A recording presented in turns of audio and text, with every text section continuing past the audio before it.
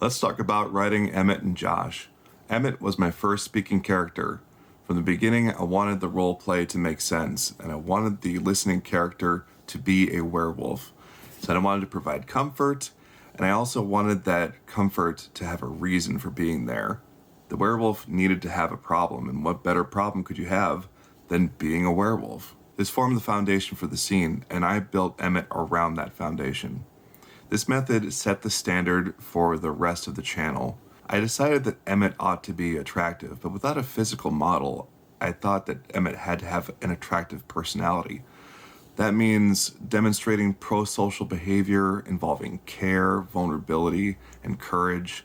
And the listener character must be allowed to take up space in Emmett's mind. So, how do we do it? Well, the favors demonstrate consideration, and to show vulnerability and courage, we need Josh to be both terrified and terrifying. I needed Emmett to accept Josh's suffering and alleviate it as if it were his own. I wanted to establish to the listener that they are not alone with their difficulties because they have a trusted friend there to support them.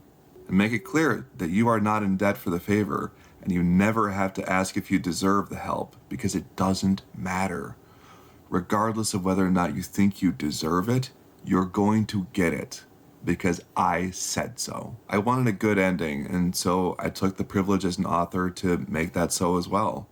And later I decided that werewolves can have a healthy and unhealthy transformation based on how they feel about the transformation, their current mental state, and I love this. And that allows me to show the appearance of a werewolf in order to convey emotion.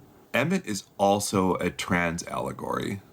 I decided to make him into a were-bunny and hinted at it by making him a vegetarian. I foreshadowed Josh biting Emmett, the way he would eat rabbit-shaped steamed buns. I also made him abandon his role as a ranger that his parents had set up for him. I gave Emmett a traditionally feminine role as a witch. It's no accident that he gives up his position as a ranger and instead begins doing tons of unpaid, invisible labor. That is an unfortunately common experience for trans women. Josh's journey is the reverse of Emmett's journey. Josh followed his parents' explicit instructions. Go to college, become financially successful.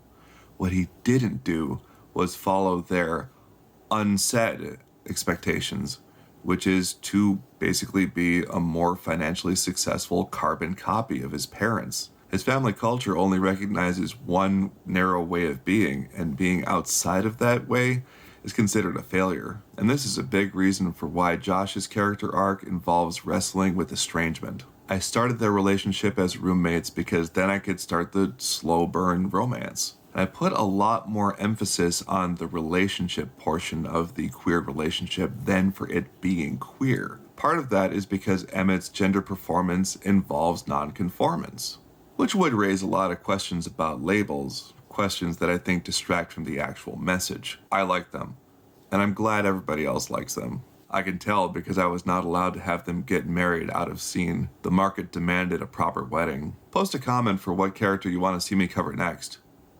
No, really, do it. Now. Now!